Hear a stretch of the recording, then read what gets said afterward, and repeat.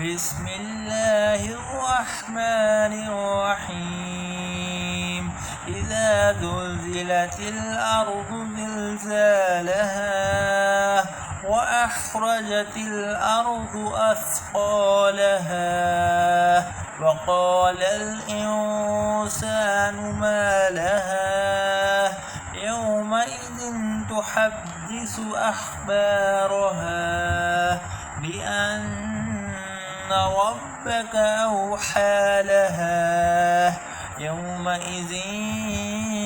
يصدر الناس أشتاتا ليروا أعمالهم فمن يعمل مثقال ذرة خيرا يره ومن يعمل مثقال ذرة شرا يره